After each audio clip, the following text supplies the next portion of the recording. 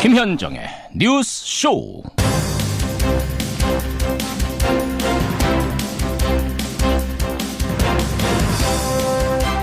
과대망상의 정신 이상자, 악의 대통령. 애청자 여러분 좀 놀라셨죠? 지난 주말 북한의 리용호 외무상이 트럼프 대통령을 향해서, 그것도 유엔 총회장에서 공개적으로 던진 이 말이 그동안 잠잠해지는 듯했던 설전에 다시 기름을 부었습니다. 트럼프 대통령은 김정은 위원장을 향해서 이제 로켓맨도 아니고 리틀 로켓맨, 꼬마라고 지칭하기 시작했습니다. 말의 전쟁이 그저 말만으로 그쳐야 할 텐데 참 아슬아슬합니다. 말폭탄은요, 우리 정치권에서도 터졌습니다. 자유한국당 정진석 의원이 노무현 전 대통령 서거를 두고 부부싸움 끝에 자살한 것이다, 이렇게 말을 했죠. 비하하려고 하는 의도는 아니었다고 어제 해명을 했습니다만 후폭풍이 일파만파입니다. 말폭탄이 진짜 폭탄보다 더 강력하고 더 아플 수도 있는 건데 이제 말폭탄 좀 그만, 우리 좀 그만 불안하게 했으면 좋겠습니다. 김현정의 뉴스쇼 출발합니다.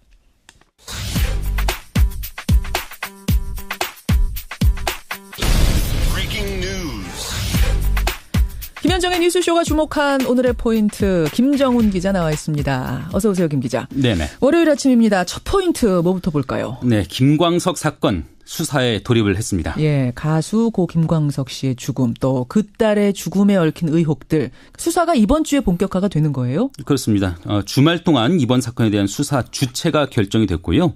이제 본격적인 수사가 이루어질 전망입니다. 예.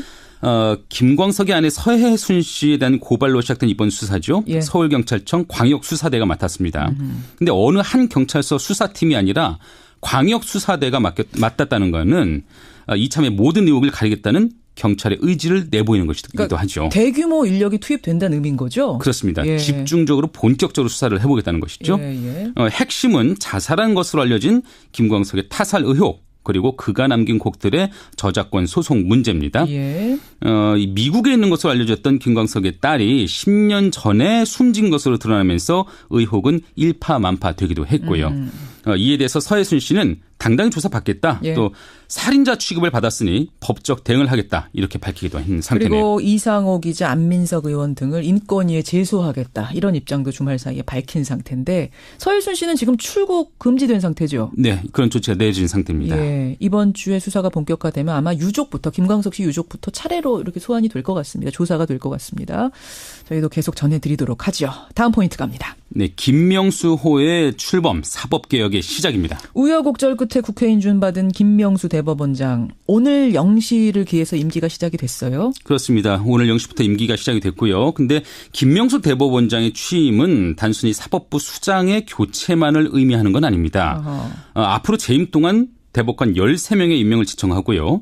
헌법재판소 재판관 3명을 지명하게 되거든요. 예. 당장 내년 1월 1일 물러나는 김용덕, 박보영 대법관의 후임자 인선 작업을 곧 시작을 해야 됩니다. 그렇죠. 대법관의 지형 변화가 예상이 되는데 이는 각종 판결에도 영향을 미칠 수 있는 사안 아닙니까? 그렇죠. 그동안 보수적인 색채가 짙었다는 대법원에 대한 평가가 어떻게 바뀔지 주목이 됩니다.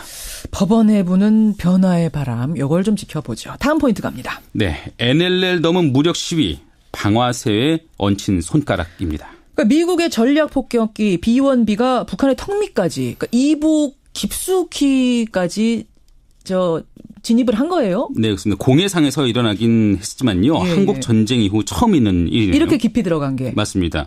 죽음의 배조라고 불리죠. B-1B 랜서 폭격기가 한반도 북방 한계선 NLL을 넘어서 예. 북한 쪽 공해에서 무력 시위를 벌이는 겁니다. 그렇죠. 어제 새벽에 있었던 일이고요. 미국의 괌 공군기지에서 출격한 폭격기, 그리고 일본 오키나와에서 발진한 F-15 전투기가 함께 북한의 문간까지 바로 치올라갔던 겁니다. 이건 어떤 의미예요? 북한이 태평양상에서 수소폭탄 실험할 수 있다, 이런 위협을 하지 않았습니까? 그렇죠. 한번 크게 대응을 한번 해보겠다, 이런 차원으로 읽히고 있는데요. 근데 한편으로는 미 공군만의 작전이었다는 점에도 주목할 필요가 있습니다. 독자적인 거였습니까? 미군의? 맞습니다. 한국과 일본을 끼지 않은 작전이었는데 예. 북한을 상대로 미국이 언제든지 독자적으로 행동할 수 있다는 신호를 준 것 아니냐, 이런 해석이 나오고 있거든요.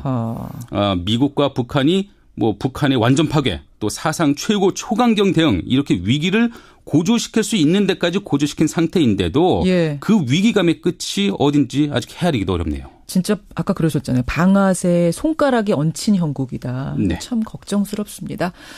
독일에서는 메르켈 총리가 승리하면서 4연임에 성공했다는 요 소식 아침에 또 따끈따끈합니다. 여기까지 전하면서 김정은 기자 인사하죠. 수고하셨습니다. 네. 한국당 정진석 의원은 노 전 대통령이 부부싸움 끝에 극단적인 선택을 했다는 글을 올렸습니다. 600만 달러 뇌물수수 사건의 재수사가 필요합니다. 이명박 박근혜 정부의 범죄를 덮기 위해 도를 넘은 추악한 거짓과 예곡을 해서는 안 될 것입니다. 예, 자유한국당 정진석 의원이 주말에 정치권을 발칵 뒤집었습니다. 발언은 이랬습니다. 노무현 대통령의 부인 권양숙 씨와 아들이 박연차 씨로부터 뇌물 받은 혐의로 검찰 조사를 받은 뒤 부부싸움 끝에 권양숙 씨는 가출을 하고 그날 밤 혼자 남은 노 대통령이 스스로 목숨을 끊은 사건이다. 이게 이명박 전 대통령 책임이란 말인가? 예. 정진석 의원이 이런 글을 쓴 배경은요. 박원순 시장이 저희 뉴스쇼 인터뷰 중에 나온 그 발언이 발단이 된 겁니다. 박원순 시장이 그랬죠. MB 측에서 지금 문재인 정부가 하는 그 적폐청산 작업이 정치 보복이라고 합니다. 어떻게 생각하세요? 라고 제가 질문을 하자 박 시장은 무슨 소리냐. 이 시대 최대 정치 보복은 이명박 대통령이 노무현 전 대통령에게 했던 것. 그거다. 이렇게 답을 했습니다. 이 말을 듣고 정진석 의원이 부부싸움 발언을 쓴 거랍니다. 예, 지금 뭐 노무현 전 대통령과 가까웠던 인사들은 줄줄이 분노의 발언들을 쏟아내고 있는데요. 더불어민주당 박범계 의원 연결해 보겠습니다. 박 의원님 나와 계시죠? 네, 안녕하세요. 노무현 대통령은 부부싸움 끝에 자살한 거다. 한마디로 정리하면 정진석 의원 발언 이렇게 되는 건데 어떻게 생각하세요? 뭐 기가 막힌 얘기인데요. 또 고질병이 도진 거죠. 지난 19대 국회 때도 민간인 불법 사찰 국정조사 특위가 있었는데 그때도 역시 노무현 대통령 시절에 이 얘기를 꺼내가지고 사실상 국조특위를 무력화했죠. 또 2012년 대통령 선거에서 NLL 등 노무현 대통령과 관련된 얘기들을 또 꺼내가지고 종국머리를 했죠. 예. 그 정도 써먹었으면 이제 그만하시라 하는 말씀을 좀 드리겠습니다. 그 정도 써먹었으면 그만 써먹어라. 예. 아니 뭐 때문에 그럼 지금 써먹는다고 생각하세요? 뭐에 이용한다고 생각하세요? 딱 정진석 전 대표입니다. 국회의원이시고. 예. 중요한 것은 2009년부터 2011년 초까지 이명박 전 대통령의 정무수석 비서관을 했죠. 그 기간 중에는 아시다시피 원세훈 전 국정원장이 임명을 받아가지고 심리전단을 참 알차게 꾸릴 때 아니겠습니까? 그렇기 때문에 지금 현재 국정원 TF 또 검찰에서 소위 여론조작에 관한 새로운 사실들이 속속 드러나고 군사이버사령부 김관진 전 국방부 장관이 직접 지시한 사실까지 나왔고 오늘 아침 보도에 의하면 이명박 전 대통령의 지시 관여까지 보도가 됐습니다. 그래서 결국 이명박 전 대통령에 대한 국민적 수사 요구와 수사 흐름에 대해서 제동을 걸기 위한 전 차원이다 이렇게 보여집니다. 점점 뭐 옥죄어오는 느낌, 그러니까 이명박 전 대통령을 향해서 옥죄어오는 느낌이 드니까 그걸 중단시키기 위한 브레이크, 뭐 혹은 물타기 이런 거라고 보시는 거예요? 일종의 이제 물타기이고요. 정쟁으로 몰아가서 사안을 흐리게 하기 위한 그런 의도라고 보여집니다. 근데 정진석 의원은 이게 이제 논란이 커지자 SNS를 통해서 다시 해명을 했습니다. 뭐라고 했냐면 노무현 대통령의 비극적 결심이 이명박 대통령의 정치보복 때문이었다는 박원순 시장 주장을 반박하기 위해서 올린 글일 뿐이지 이거를 무슨 노 전 대통령이나 그 가족들에게 상처 주기 위한 거 아니었다. 노무현 전 대통령의 죽음은 복합적인 원인이었던 거지. 그게 어떻게 정치보복이란 말이냐. 이 얘기를 하고 싶었다는 건데요. 박원순 시장께서 하신 말씀은 전체적으로 이명박 대통령에 의한 정치보복이다. 즉 2007년 8월에 2008년 7월에 2007년이 아니고요. 이명박 대통령 집권 초기 1년차 때 느닷없는 서울지방국세청에 박연차 회장 기업에 대한 특별 세무조사가 일어났습니다. 그리고 나서 이듬해 검찰의 조사가 시작됐고 대통령이 2009년 5월에 돌아가셨죠. 네. 이 부분에 대한 해명이 아니고 웬 부부싸움과 가출 그리고 부엉이바위에서 스스로 목숨을 던진 것을 연결시켰기 때문에 전혀 앞뒤면이 맞지 않습니다. 박원순 시장의 지적과. 앞뒤말이 맞지 않는다. 이런 말도 거의 제가 보기에는 이거는 예. 징역 실형 8월이 나온 조현호 경찰청장이 했던 말과 버금갑니다. 어떤 거죠? 조현호 경찰청장의 발언? 어떤 거 말씀하시는 거죠? 경찰 측 특강에서 그랬지 않습니까? 노무현 대통령이 자살한 것은 거액의 차명 계좌가 발견됐기 때문이다. 그거와 뭐가 다릅니까? 그 발언과 다르지 않다. 더 오히려 국민들의 비춰지는 이미지로 보면 예. 전직 대통령이 부부싸움 끝에 여사님이 가출해서 예. 몸을 던졌다. 이거야말로 이게 세상에 제가 그 감정을 드러내지 않으려고 그러는데요. 이것은 정진석 의원이 원하는 바일 테이고 그냥 법적인 대응과 법적인 책임을 지면 됩니다. 지금 감정이 막 복받쳐 오르는 거를 누르고 말씀하시는 아닙니다. 거예요? 왜 우리는 냉철해야 됩니다. 예, 이것은 감정을 끄집어내가지고 결국은 정쟁으로 가려고 하는 거니까. 그렇게 생각하시는 거군요. 예. 법적 대응하겠다 그러셨는데 그러면 조현호 전 경찰청장 경우와 비교했을 때 이번 건도 법적으로 가면 실형감이라고 보시는 거예요? 거액의 차명 계좌가 발견돼가지고 추상적이잖아요. 얼마짜리도 아니고. 예. 거액의 차명 계좌가 발견돼서 뛰어내렸다. 이것과 참. 아니 부부싸움 끝에 가출해가지고 뛰어내렸다. 예. 제가 보기엔 어느 쪽이 더 우리 김현정 앵커께서 보시기에 어느 게 더 그렇게 가름하겠습니다. 예. 더 하면 더 했지 덜하지 않는다. 그때 실형 나왔던 거 그거 정진석 의원 기억하시라 지금 그 말씀이신 건데 근데 정진석 의원이 어제 SNS에 이런 말도 덧붙였어요. 노무현 대통령 죽음을 애통해하시는 분들 애통하면 할수록 전직 대통령에 대한 수사나 사법 처리를 좀 신중하게 하십시오. 지금 이명박 전 대통령, 박근혜 대통령에 대한 지금 적폐청산 작업 일어나는 거 아마 이걸 두고 하신 말씀 같아요. 정진석 의원이. 여론머리식 적폐청산이 나라에 무슨 보탬이 됩니까? 어제 이렇게 SNS에 글을 남기셨거든요. 뭐라고 답하시겠어요? 앞뒤가 안 맞는 말씀이고요. 노무현 대통령 애통해하죠. 우리 국민 여러분들이 지지자분들이. 예. 그러나 이미 많은 시간이 흘렀고 정말 국정농단을 딛고 문재인 정부가 참기 민주정부가 출범했습니다. 많은 분들이 잊고 이제는 즐겁게 추모를 하고 그러고 있습니다. 문화지도 하고요. 예. 이것을 느닷없이 상체기를 파고드는 사람이 다름 아니고 저희들 지지자가 아니고 지금 적대적 관계에 있는 경쟁력 관계에 있는 지금 정진석 의원이나 그 당 사람들 아니겠습니까? 그 당의 대변인이 세상에 할 소리예요. 그런 얘기를 지금 하고 계시는데 더더군다나 지금 벌어지는 이명박 정부 때의 적폐청산은 그렇게 느닷없는 특별세무조사와 같이 아무 징후도 없는 상태에서 정치보복들 차원에서 한 게 아니라 말 그대로 국민 여론이 지난 박근혜 정부 때 이미 제기가 됐던 문제고 충분하게 수사가 되지 않았고 기관이 정상화하는 과정에서 개혁을 하는 과정에서 자연스럽게 지금 불거지고 지금 그런 문제거든요. 알겠습니다. 그러니까 그것은 정치보복이 아니에요. 결이 다르다 이런 말씀. 다릅니다. 장제원 의원, 자유한국당 장제원 의원도 입장을 내놨어요. 뭐냐면 노무현 대통령의 노자만 꺼내도 벌떼처럼 난리다. 노무현 전 대통령은 성역이란 말이냐. 보수 진영의 대통령들을 조롱하고 박해하면 할수록 자신들 진영의 전현 대통령에 대한 막말, 비난은 더 심해질 거다. 이걸 알아야 된다. 어떻게 생각하세요? 그럼 벌떼를 못 보셔서 하시는 말씀이고 저희들은 벌을 맞았습니다. 아프지만 참고 그럼에도 불구하고 그럴수록 이명박 대통령과 그 정부 때 있었던 적폐가 더 도드라지고 부각될 뿐입니다. 안 그렇겠습니까? 지금 국민들에게 한번 여론조사를 한번 해봐 주십시오. 노무현 대통령 이미 돌아가신 분이고 모든 사건에 책임을 지고 당신의 목숨을 던진 겁니다. 그 사건 다시 후벼 파가지고 진상 밝히라는 것과 아무것도 지금 제대로 밝혀지지 않은 이명박 대통령과 그 정부 때의 적폐를 밝히라는 것과 어느 쪽에서 국민들이 손을 들어줄 건지 그건 자명한 일입니다. 지금 말씀하신 벌떼처럼 일어나지 않았어요. 지금 말씀하신 그 부분이요. 그러니까 자유한국당이 지금 주장한 부분 있죠. 이렇게 된 김에 노무현 전 대통령의 비자금 수수 의혹을 재조사하라. 그때 이제 수사하다가 노무현 전 대통령이 세상을 떠나면서 중지됐던 그 수사를 다시 하라라는 이 말을 덧붙였거든요. 자유한국당이. 그러니까 이거에 대해서 강효상 의원이죠. 예. 어떻게 생각하세요? 평생을 언론사에 종사한 기자고 편집국장까지 지내신 분이고요. 언론을 누구보다도 잘 아시는 분이 재조사하라. 좀 창피한 줄 아셨으면 좋겠습니다. 그게 무슨 말씀이실까요? 재조사 창피한 줄 알아라.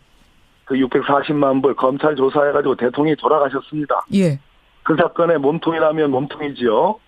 다 진상이 제대로 규명되지 않았어요. 그러나 그 사건에 책임질 일이 있다고 생각하셔가지고 스스로 목숨을 던졌어요. 예. 그쯤 되면 어느 정도 다 그것이 아물고 다 문제가 다 한 분이 미망인이 되고 그 자녀분들은 정말 아버지를 잃은 그런 가정 아니겠습니까? 예. 전직 대통령을 떠나서. 더군다나 그 640만 불 중에 지금 검찰이 밝힌 것만 봐도 대부분은 다 조카 사이 투자금으로 들어갔다고 하는 그런 내용들입니다. 뭘 밝힙니까?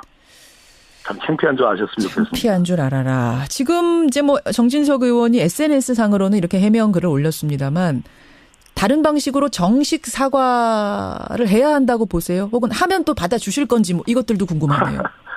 이게 사과의 문제가 아니고요. 정진석 의원이 그렇게 얘기하실수록 이것은 결국 MB 정부의 적폐를 가리기 위한 꼼수로밖에 보이지 않는다는 거죠. 저희들은 그 발언은 발언대로 그냥 법적 대응과 유족께서 지금 오늘 중에 고발할 예정입니다. 고소할 예정이라고 저는 알고 있습니다. 그건 그대로 법적 책임을 물으면 되는 거고요. 문제는 가리고 싶어하는 그 MB 정부의 적폐는 제대로 법적인 절차에 따라서 정상적인 절차에 따라서 저는 규명하고 책임을 물을 것은 묻는 거. 저희들은 그렇게 가야 된다고 생각합니다. 사과해도 안 받아주신다는 말씀이시죠? 이건 법적으로 가야 아니, 사과의 문제가 아니라 본인들 잘못을 가리기 위해서 이것은 말 그대로 성동적서 아니겠습니까? 알겠습니다. 이게 뭐 상황이 참 뭐 녹록치 않아 보이네요. 아니요, 하나도 안 녹록해요. 그냥 절대로 절차대로 가면 됩니다. 알겠습니다. 법적 대응으로 가겠다. 말에 책임지시라. 이런 말로 정리가 될 것 같습니다. 박범계 의원님 여기까지 말씀 듣겠습니다. 네, 감사합니다. 더불어민주당 박범계 의원이었습니다.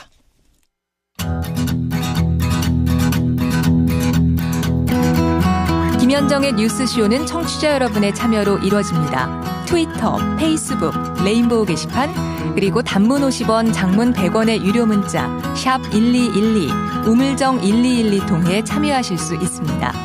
김현정의 뉴스쇼, 여러분과 함께 만듭니다. 김성환의 행간 시사평론가 김성환 씨 나오셨습니다. 어서 오십시오. 네, 안녕하세요. 토요일에 지진 났잖아요, 북한에서. 네. 그때 뭐 하셨어요? 그때 집에 있다가 갑자기 지진 났다 그래가지고 깜짝 놀랐어요. 깜짝 놀랐어요. 더군다나 풍계리 인근에서 뭐 났다 그래가지고 그러니까요. 이거 또 핵실험하는 거 아닌가 걱정이 됐었어요. 저도 운전하고 있었거든요. 네. 근데 뭔가 핸드폰에서 속보가 떠서 네. 아이고 이것도 방송국 달려가야 되는 건가. 무슨 일인가 했는데 자연지진이었다. 네, 맞습니다. 자연지진 3.0은 맞습니다만 이게 그냥 예사로운 자연지진은 아니랍니다. 네. 그래서요, 저희가 2부에 이 관련된 내용을 좀 준비하고 있습니다. 백두산에도 좀 영향을 줄 수 있고, 단순한 문제는 아닌 것 같아서요. 그건 여러분 잠시 후에 좀 듣도록 하시고요. 행간에서는 주말 사이에 뭐 지진도 나고 한반도 정세가 숨가쁘게 돌아갔는데 그 이야기 맞습니다. 좀 짚어주셔야 될 것 같아요. 뭐 그 말씀 다 드리려고 했었는데요. 지난 주말에 한반도 정세가 정말 불안불안했습니다.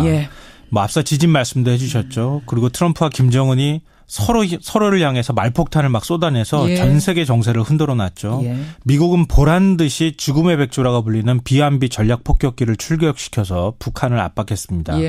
주말 지진과 말폭탄, 군사 행동으로 초긴장 상태였던 한반도. 이 뉴스 행간을 좀 살펴볼까 합니다. 그러니까 B1B 죽음의 백조 폭격기가 NLL을 넘어서 물론 공해상이긴 합니다만 이렇게 깊숙이까지 들어갔다 나온 거는 여러분 정전협정 이후 처음입니다. 네, 맞습니다.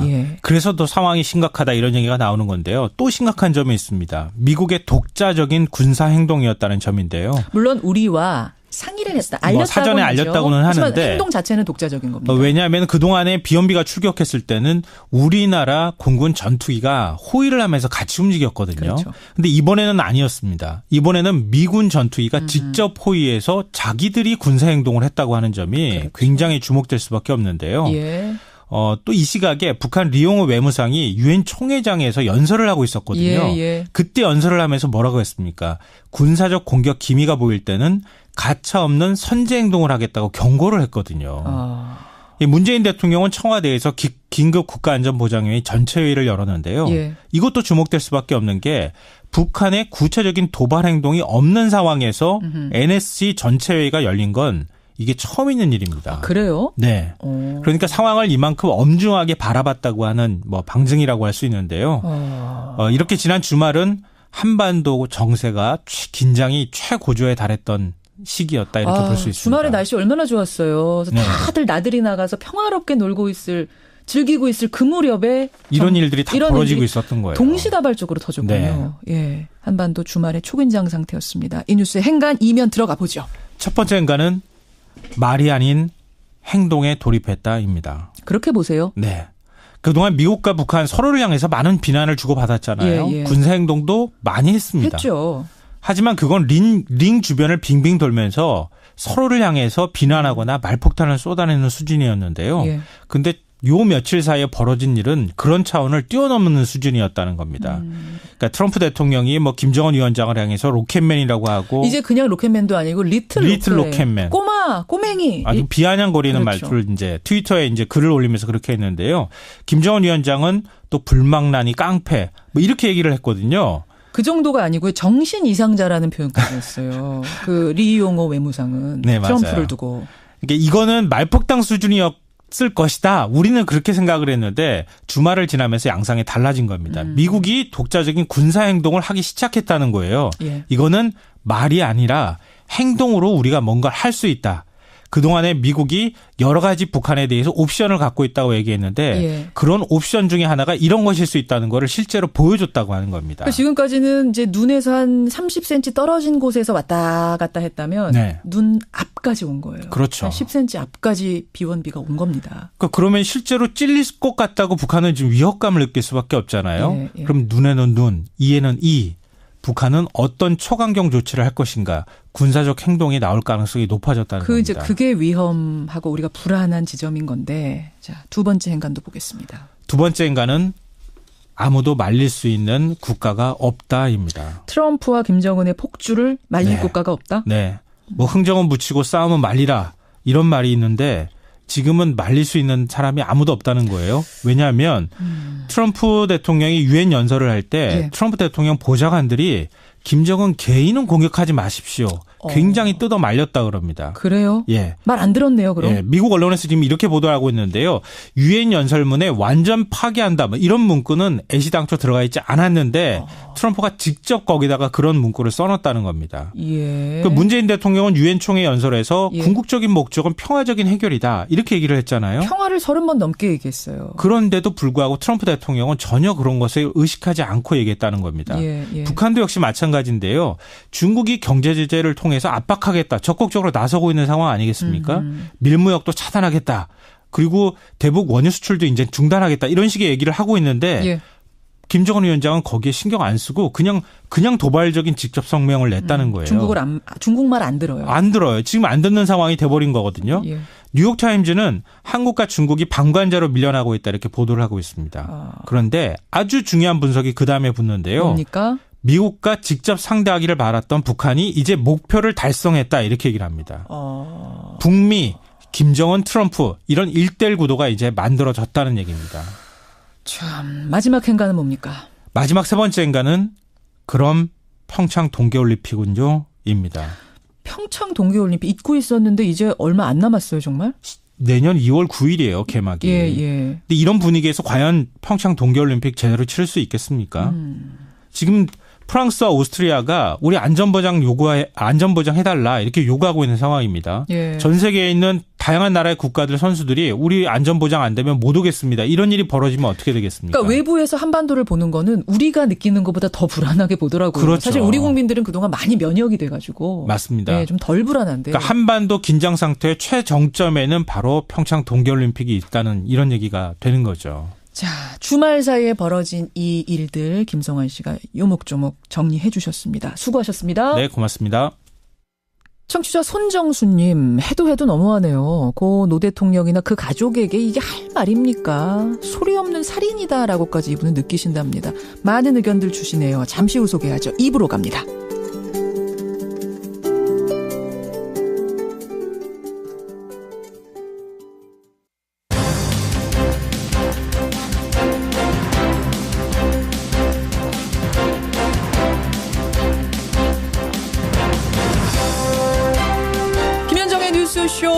2부 출발합니다. 이번 주가요. 김영란법이 시행된 지 딱 1주년 되는 주입니다. 여러분 이제 좀 익숙해지셨습니까?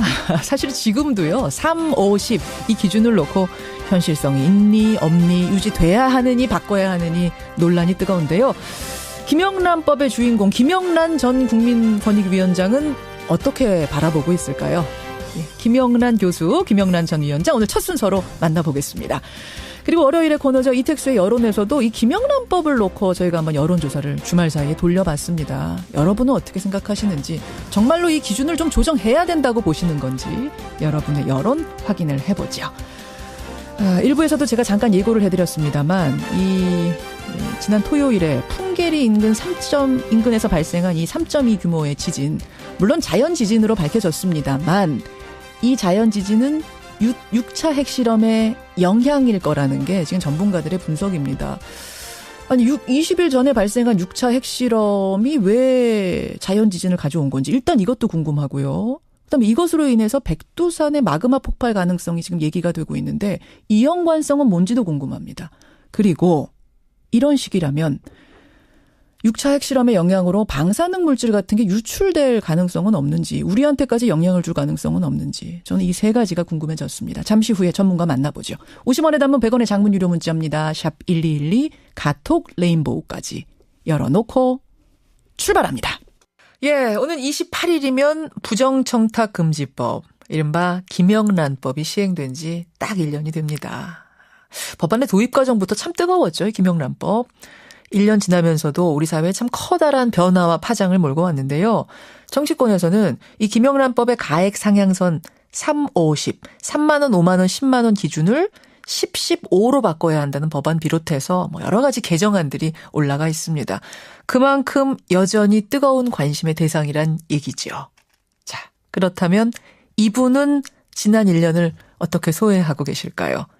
김영란 전 국민권익위원장, 지금은 서강대학교 법학전문대학원의 석좌 교수로 계세요. 직접 만나보겠습니다. 김영란 전 위원장님 안녕하세요. 예, 안녕하십니까. 오래간만입니다. 와, 정말 오래간만. 어떻게 지내고 계세요? 그냥 열심히 강의하고 있습니다.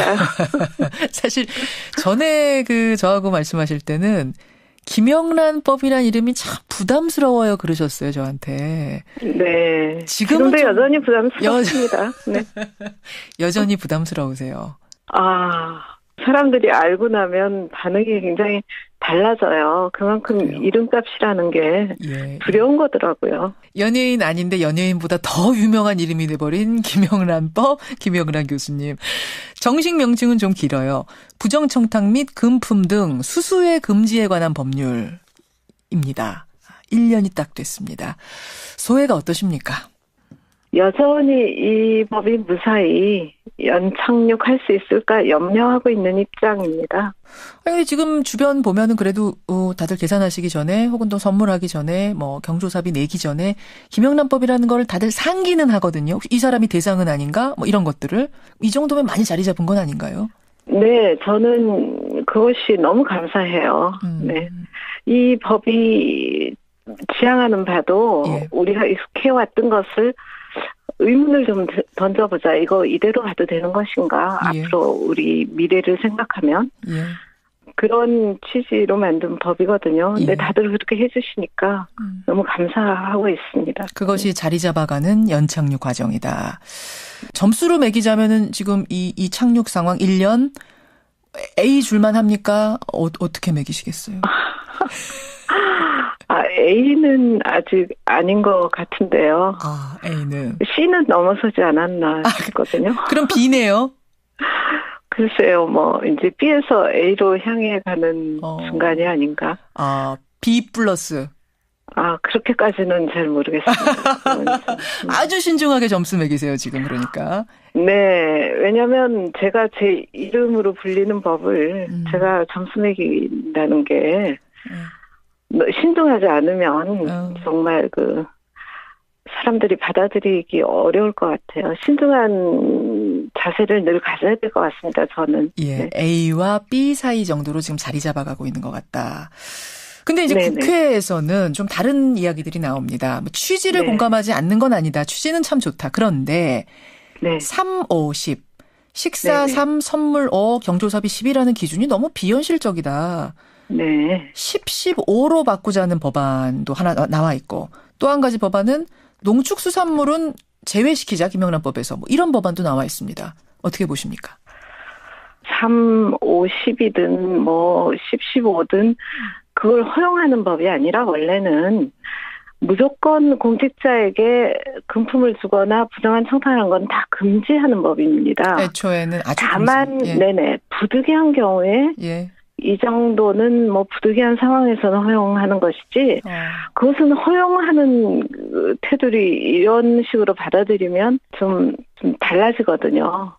원래는 원칙적으로 전부 안 되는 것이지만 예. 부득이한 상황에서 이 정도를 허용하는 것이니까 예. 숫자가 중요하지 않다 저는 이렇게 생각을 일단 하고요. 정리를 해보자면 그러니까 애초에 하나도 안 받는 게 원칙인데 예외적으로 3, 50을 둔 거다. 이미 이 자체가 예외이기 때문에 이거를 더 올리기 위한 이 논의는 사실상은 이게 적합하지 않다 이런 말씀이신 거예요. 아니 신중하게 접근할 필요가 있다. 근데 정말 국민들이 다들 좀 완화해야지 이건 너무 어마하고 불편하다. 다들 그렇게 동의하신다면 제가 뭐 안 됩니다. 나서서 이렇게 할 생각은 없습니다. 그러니까 충분히 논의를 하자. 논의가 더 중요하다. 지금 국민들한테 공을 던지셨어요. 진짜 동의하십니까? 라고. 네. 여러분이 아니, 진짜 왜냐하면 이 법의 중요한 점은 자기 규범에 내면하니까 국민들이 동의하든 부동의하든 이 법에 대해서 한 번 더 생각해보고 그 방향을 논의한다는 것이 정말 중요하기 때문에 제가 이렇게 말씀드리는 거죠. 여러분이 진짜 동의하십니까? 진짜 동의하신다면은 그때는 우리 방향을 뭐 어떻게 논의해 봅시다. 하지만 국민의 생각이 제일 중요하다. 이런 네네 얘기. 그렇습니다. 그리고 논의가 중요하다고 또 생각을 합니다. 알겠습니다. 여러분 문자 보내주세요. 어떻게 생각하십니까? 김영란 전 권익위원장, 김영란 교수 지금 만나고 있습니다. 이거를 왜 지금 국회에서도 그렇고 뭐 정부 이낙연 총리도 언급을 했냐면 농축수산업 하시는 분들 또 뭐 꽃집 하시는 분들 식당 하시는 분들 이분들의 시름이 계속 접수가 되고 있기 때문이라고 해요. 그 부분은 어떻게 보세요? 예, 저도 마음이 아프죠. 저도 정말 마음이 아프지만 이것이 이제 장기적으로 보면 언젠가는 가야 할 방향이었던 것이지 않나. 그렇죠. 그래서 그것은 이제 좀 정부하고 업계가 힘을 합해서 위기를 뛰어넘는 그런 방안을 찾아주셨으면 하는 바람이 저도 있습니다. 그분들의 시름을 이해 못하는 바 아니기 때문에 안타깝지만 그렇다고 해서 애초에 있던 원칙을 되돌릴 수는 없다. 그분들과 함께 갈 수 있는 어떤 다른 방안을 찾아야 된다 이런 말씀이시군요. 네네. 길게 보면 어차피 갈 것인데 그분들도 연착륙할 수 있는 무슨 방안이 없을까. 그렇게 관점을 가지고 살펴주셔야지. 되지 않나 이렇게 생각하는 거죠. 이 부분은 어떻게 보고 계실까 제가 또 궁금해지는 것이 이제 김영란법이 작은 부정은 분명히 막아준다. 근데 정작 큰 부정은 못 막는 거 아니냐 이 얘기가 지난 겨울 국정농단 사태 때 많이 나왔습니다. 최순실을 보면서 저런 큰 도둑들한테는 3, 50 이런 규제가 대체 무슨 소용이 있느냐. 이 법은 공직을 출발을 할 때부터 여러 자기의 개인적인 이익과 공직이 충돌하는 부분에서 어떻게 행동하라라는 규범을 정하고 있는 법이고 그것을 쭉 공직을 수행하면서 오랜 시간 내면화하도록 목적을 둔 것이거든요. 그러니까 대형 범죄를 규제하고 처벌하는 법은 사실 특정범죄 가중처벌법 같은 건 굉장히 엄하게 되어 있어요. 그렇죠. 그러니까 이것은 그런 법하고 좀 그 방향이 다르게 공직에서 이런 일이 생겼을 때는 이런 식으로 행동을 해서 공직의 청렴성을 침해하는 일을 피해라. 이렇게 하는 법이거든요.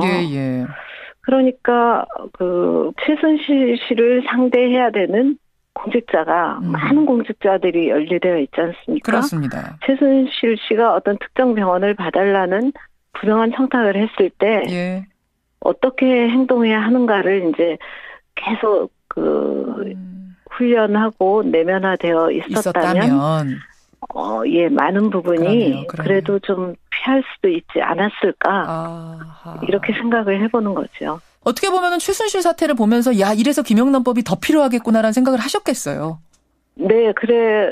그렇게 환기해 주시면 저는 참 감사하죠. 예, 네. 알겠습니다. 사실 김영란법 초안을 보면은요, 이 부정청탁 금지 법안하고 이해충돌 방지 법안, 이게 양대 축으로 돼 있었는데 19대 국회 심의 과정에서 이해충돌 방지 조항은 빠졌습니다.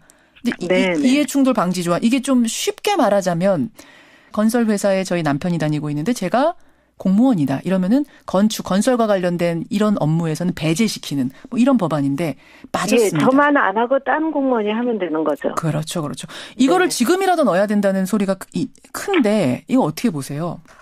예, 그러니까 여기까지 완성이 되어야만 공직자들이 공직이란 직위를 이용해서 개인의 이익만을 추구하는 것을 좀 절차적으로 막을 수가 있다라고 저는 생각을 하거든요. 그렇죠. 왜 빠졌습니까 그때 이게? 이게 좀 복잡하다고 생각하신 것 같아요. 이 현실적으로 적용시킬 수 있겠느냐 이런 게? 예. 그래서 근데 그러면 그 고위공직자로 가족이 있으면 한국에서 살 수도 없게 된다. 이 법을 엄격하게 시행하면. 아하. 이런 식의 반발이 있었거든요. 이걸 어떻게 다 가리냐? 예를 들어서 우리 딸이 건설회사에 취업했는데 그럼 아버지인 공무원은 그리고 또 부인은 뭐 교사다 이러면 교육계에 있다 이러면 도대체 아버지는 어디서 근무해야 되느냐 너무 복잡하다 뭐 이런 식이요. 예. 어떻게 보세요? 그거는 이제 좀 오해가 있는 게 그 특정한 업무에서만 배제하고 다른 대리인이 하는 거거든요. 그게 법원 같으면 예를 들어 판사 자녀들이 판사도 많이 하고 검사도 많이 하고 변호사도 많이 하는데 그렇죠. 제가 판사를 하고 있는데 제 법정에 제 아들이 변호사로 들어오면 그 사건 처리하지 말아야 된다는 거지만 아들이 변호사를 못하는 건 아니라는 거죠. 제 말은. 지금 법정에서 그런 경우가 있습니까? 있죠. 그러면 피하죠. 예. 그러니까 소송법에는 다 있습니다. 그래서 그거를 일반 행정부에도 넓히는 거니까 저는 큰 문제가 없을 거라고 생각을 했거든요. 예. 지금이라도 다시 넣어야 된다고 보시는 거군요. 그러니까. 네. 아마 권익위에서 추진하지 않을까 생각하고 있습니다. 예. 알겠습니다. 김영란 전 권익위원장 지금 만나고 있습니다. 자, 이제 추석을 눈앞에 두고 있습니다. 김영란법이 시행되고 처음 맞는 추석인데 끝으로 우리 청취자들께 한 말씀 해주실까요? 예.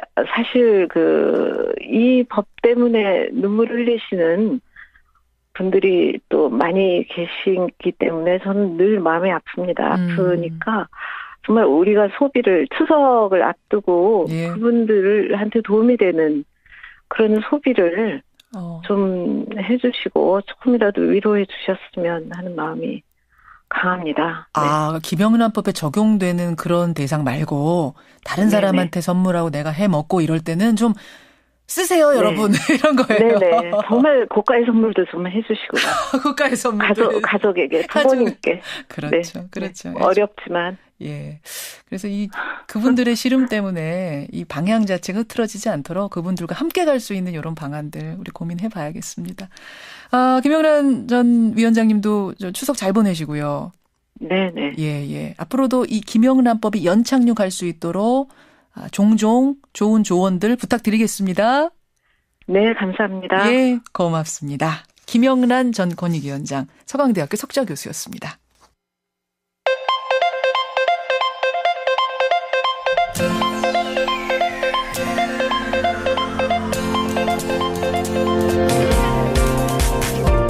여러분은 지금 CBS 라디오 김현정의 뉴스쇼를 함께하고 계십니다.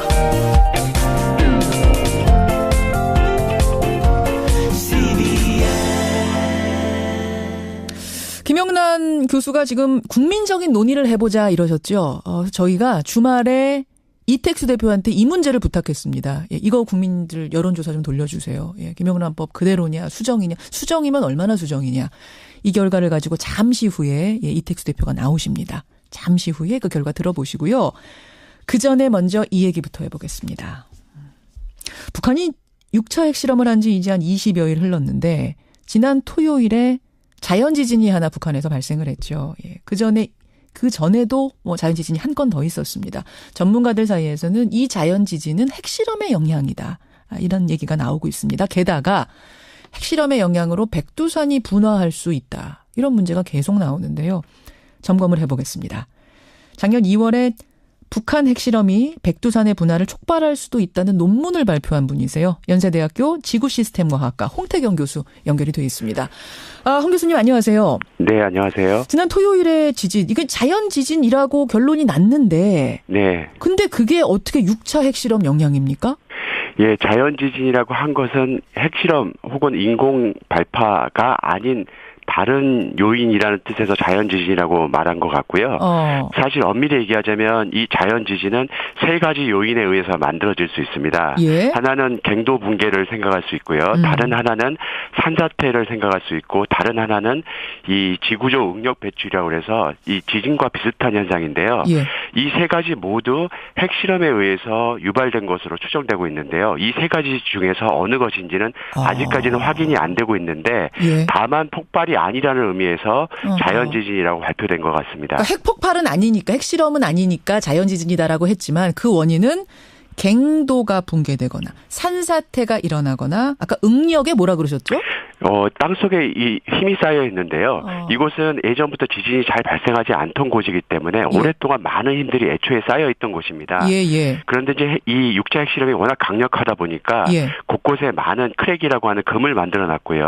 이 크랙을 통해서 그동안 쌓였던 힘들이 배출되게 되는데 마치 이 현상이 일반적인 자연지진과 굉장히 유사한데요. 그래서 이것을 지구조 응력 배출이라는 말로 좀 복잡하게 쓰고 있는 상황입니다. 어느 세 가지 중에 어떤 게 됐든지 간에 다 6차 핵실험의 영향이다. 이런 결론이 그래서 나는 거군요. 네, 그렇습니다. 그런데 이 지진을 토요일에 이제 겪은 후에 전문가들 사이에서 정말로 백두산이 이러다가 분화할 수도 있겠다라는 가능성이 상당히 높게 제기가 되더군요. 이거는 어떻게 연결이 되는 얘기입니까? 예, 6차 핵실험이 워낙 강력하다 보니까 방금 말씀드린 그런 지진들이 연쇄적으로 지진이 발생하지도 않았던 이런 지역에 발생을 하고 있거든요. 예.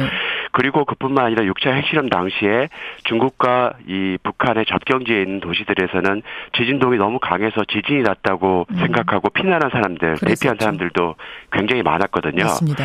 이 백두산은 핵실험장과 그 도시들에 비해서 더 가까이 있는 위치에 있고요.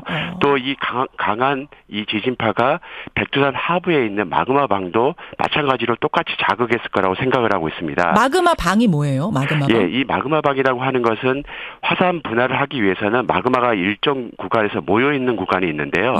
지하 한 10km 정도 되는 구간에 마그마가 모이게 됩니다. 그래서 마그마 괸 현상이라고 하는데 이곳에 마그마가 꽉 차게 되면 그 압력에 의해서 마그마가 상승하게 되고 이것이 분출하면서 화산이라고 일컫게 되는데요. 이 마그마가 그냥 분화하는 게 아니라 마그마 방 내에 압력이 증가하게 되면 이곳에 기포가 생기면서 상승을 하게 되거든요.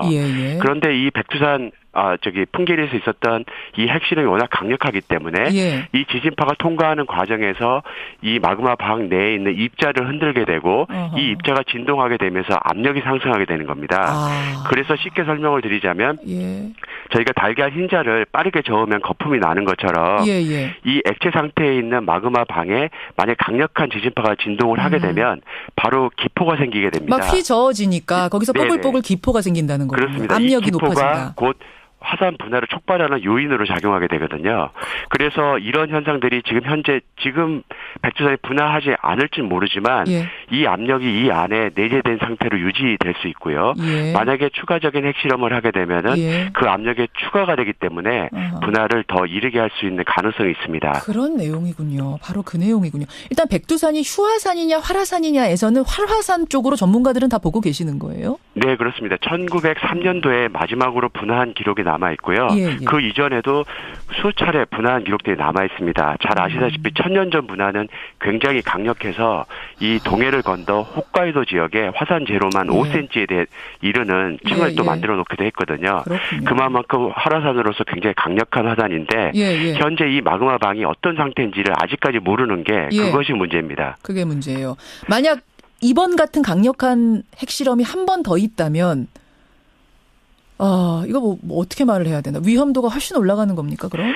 네, 작년에 저희가 발표했던 연구 논문에서는 저희가 큰 이 핵실험을 하게 되면 충분히 마그마 방내의 압력을 증가시킬 수 있고 이것이 화산 분할을 촉발할 수 있다라는 내용이었는데요. 단지 여기에 전제 조건이 한 가지가 있는데 이 마그마 방이 잘 발달돼 있어야 됩니다. 즉 마그마 방 내에 마그마가 없거나 아니면 마그마가 거의 없는 상태라면 이 아무리 압력이 가해지거나 아무리 강한 핵실험이 있다 하더라도 화산 분할로 연결될 수가 없는 상태입니다. 그 마그마 방이 있는지 없는지 얼마나 발달했는지는 아무도 모릅니까? 그렇죠. 최근까지 화산 분할을 한 거는 알려져 있지만 지금 마그마 방 내에 마그마가 얼마나 쌓여 있는지는 정확하게 알려져 있지 않은 상황입니다. 알겠습니다. 알겠습니다. 자, 이 이야기가 하나 있고 짧게 하나만 더 여쭙게요. 지금 북중 접경 지역에서 방사능 수치가 상승했다는 중국 당국의 발표가 있었습니다. 그러니까 이 정도로 갱도가 무너지고 산사태가 발생하고 이랬다면은 방사능 물질이 바깥으로 유출됐을 가능성, 그게 우리한테까지 영향을 줄 가능성, 이건 어떻게 보세요? 6차 핵실험 이후에 핵실험이 있었던 산 정상부가 한 4m 정도 함몰한 것이 인공위성 자료 분석으로 확인이 됐습니다. 됐죠. 그리고 토요일 날 이 갱도 붕괴일지도 모르는 또 다른 지진이 있었고요. 이런 걸로 봐서 어쩌면 갱도가 일부가 붕괴됐을 공산이 있는데요. 만약 그것이 사실이라면은 이 지하 핵실험에서 이 내재돼 있던 방사능이 외부로 누출될 가능성이 있기 때문에 굉장히 면밀한 조사를 해봐야 되는 상황입니다. 거기에서 만약 유출이 되면 북중 접경 지역뿐만 아니라 우리한테까지 영향을 줍니까? 상당히 떨어져 있습니다만. 그렇습니다. 방사능 물질은 공기를 타고 전파되기 때문에요. 그 한 지역에 머물러 있지 않고 여러 곳으로 확산을 하게 됩니다. 마찬가지로 남한까지도 대한민국까지도 영향권에 있을 수 있습니다. 지금 모니터링을 계속 하고 있어요. 우리 기상청이. 네, 그렇습니다. 이 원자력 안전위원회 산하인 원자력 안전기술원에서 이 공중 포집 같은 일들을 계속 하고 있거든요. 좀 더 면밀하게 해야겠고 숨김없이 다 국민들께 공개하는 거, 이게 중요할 것 같습니다. 그렇죠? 여기까지 말씀 듣겠습니다. 교수님 고맙습니다. 네, 감사합니다. 연세대학교 홍태경 교수였습니다.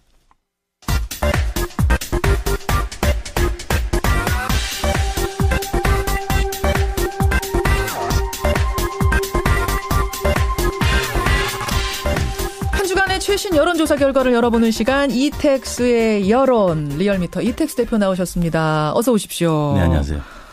지금 목소리에 힘이 들어가 있어요, 이택스 대표가. 제가 왠지 알죠. 네.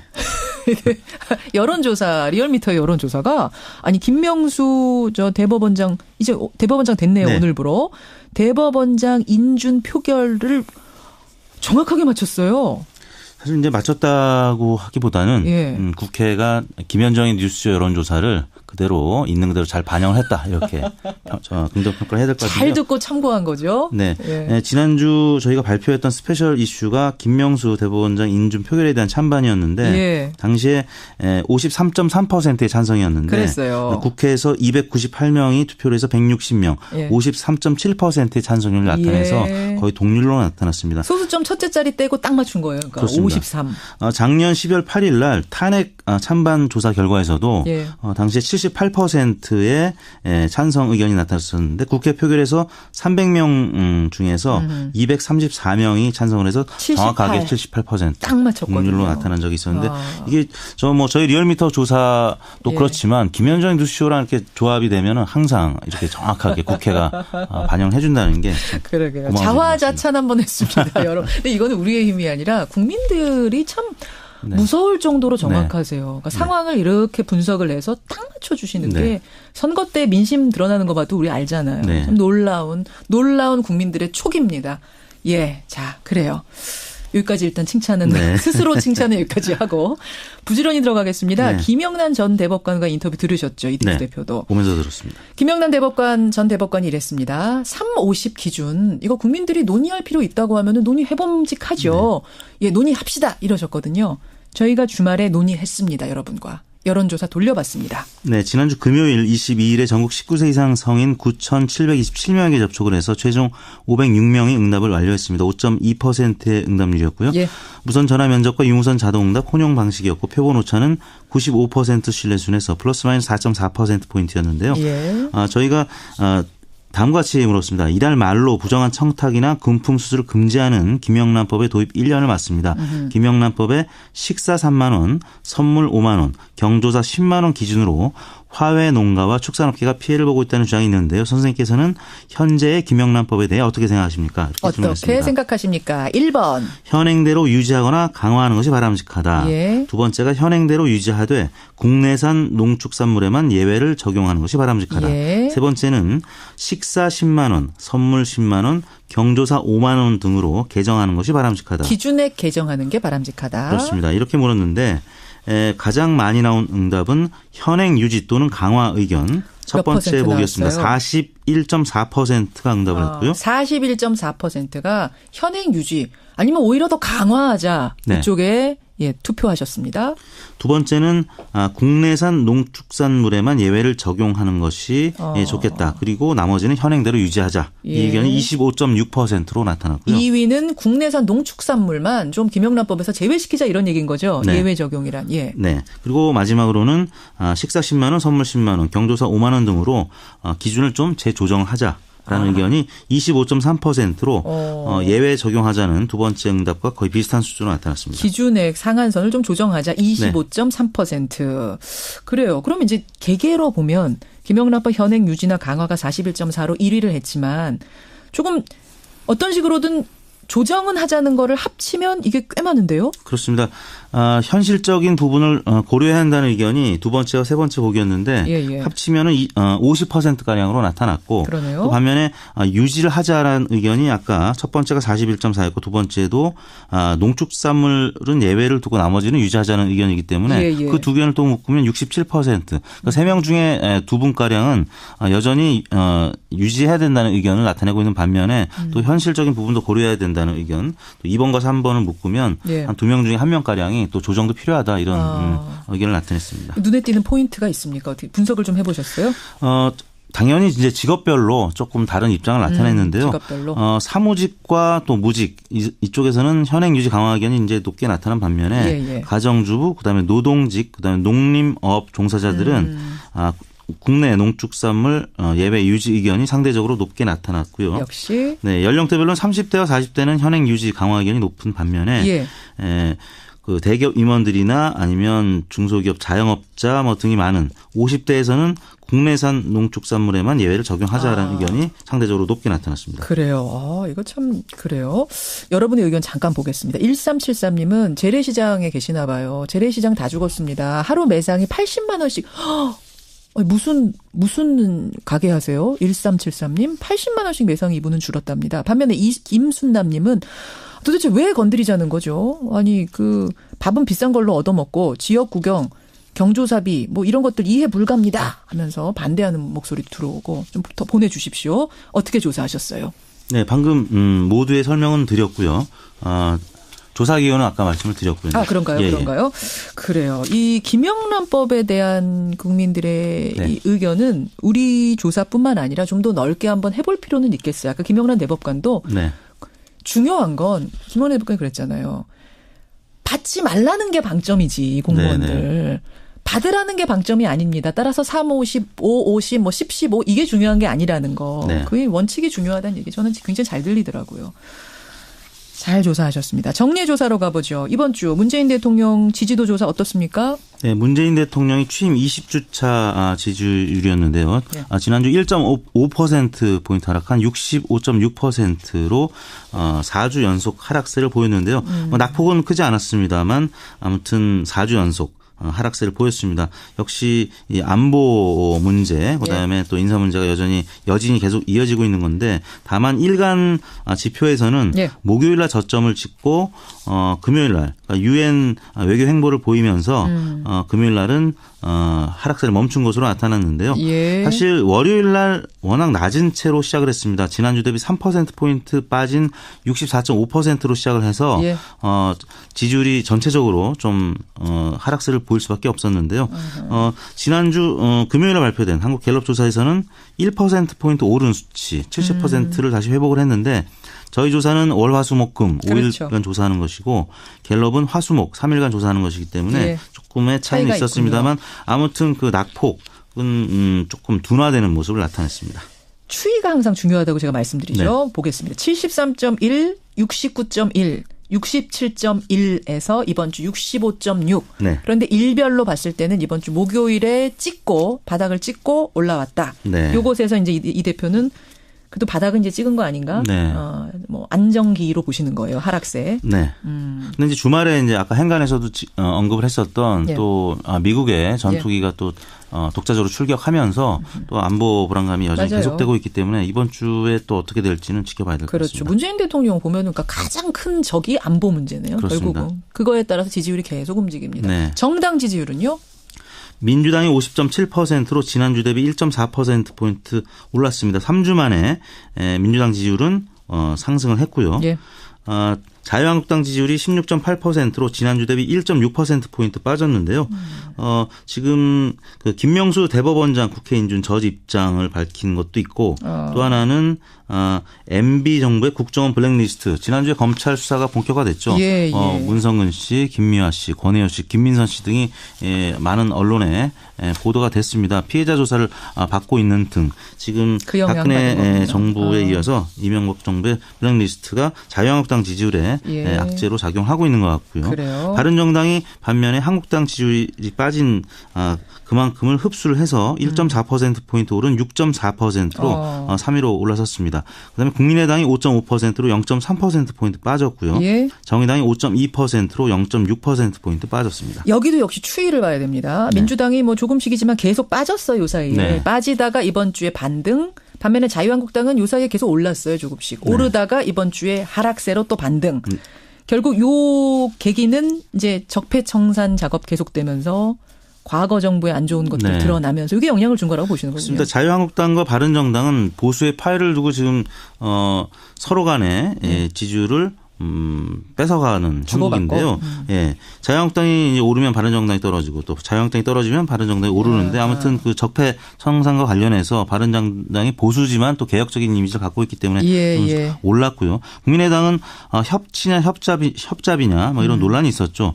민주당과의 그 김명수 대법원장 인준 표결 관련해서 고소고발 취하 논란이 있었습니다. 그러면서 보수층이 이탈하면서 지지율이 조금 빠졌습니다. 이번 조사는 지난 월요일인 9월 18일부터 22일까지 5일 동안 전국 19세 이상 유권자 53,411명에게 통화를 시도해서 최종 2,533명이 응답을 완료했습니다. 5% 응답률, 조사 방법은 같았고요. 표본 오차는 95% 신뢰수준에서 플러스 마이너스 1.9%포인트였습니다. 여기까지. 이택수 대표 수고하셨습니다. 네, 감사합니다. 여론이었습니다. 음향 뉴스 현장. 보통은 10월 하순부터 미세먼지가 기승을 부렸었는데 올해는 이게 한 달 정도 빨라졌습니다. 그런데 신기한 건요. 자동차가 쌩쌩 달리는 도로 주변보다도 지하철역 안, 또 전동차 안 이런 곳의 미세먼지 농도가 더 높다는 거 알고 계세요? 서울에서도 미세먼지 농도가 가장 심각한 곳 지하철 5호선 공덕역으로 나가봤습니다.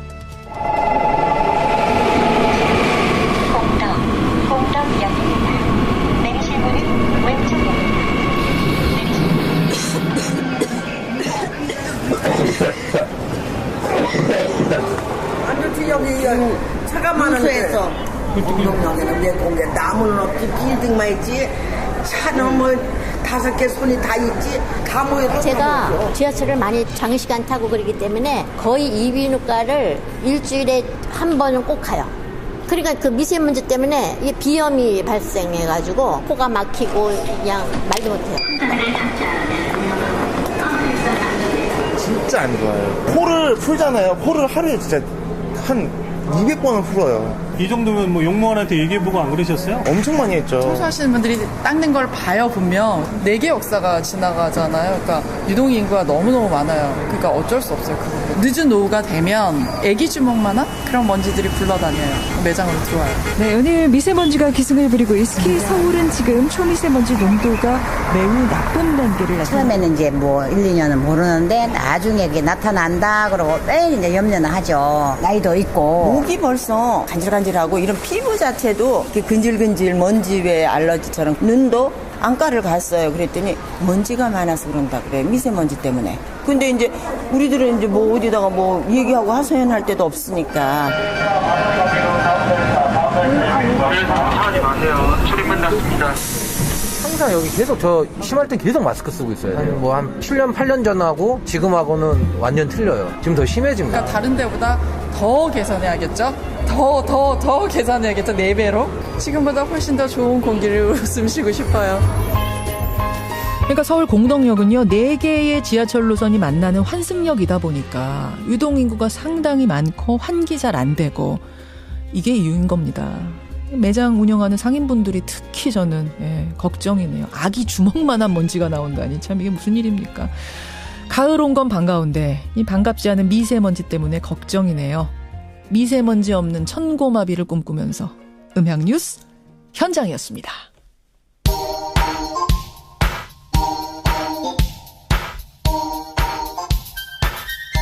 김현정의 뉴스쇼 CBS 라디오와 함께하고 계십니다. 저는 퇴근길 시사자키 정관용입니다. 현상욱 대기자 어서 오세요. 네, 안녕하십니까. 우리가 지하철역 가면 시청 앞 지하철 이런 노래 부르면서 낭만적으로 생각했는데 이렇게 미세먼지가 심각하네요. 주로 지하철을 이용하는 저로서는 난감합니다. 그러니까 저는 여름에도 항상 뒤에 이렇게 뒷주머니에 마스크를 갖고 다니죠. 맞아요. 방한 마스크를. 그래서 지하철 타면 반드시 여름이건 겨울이건 마스크를 하는 버릇이 있는데 심각하네요. 심각합니다. 아까 그 기침하시는 분 정말 리얼하고 미세먼지 대책 좀 마련해 주십시오. 근데 그렇게 기침을 자주 하다 보면 저도 비염이 있어서 기침을 자주 하는데 이 온몸의 근육이 아픕니다.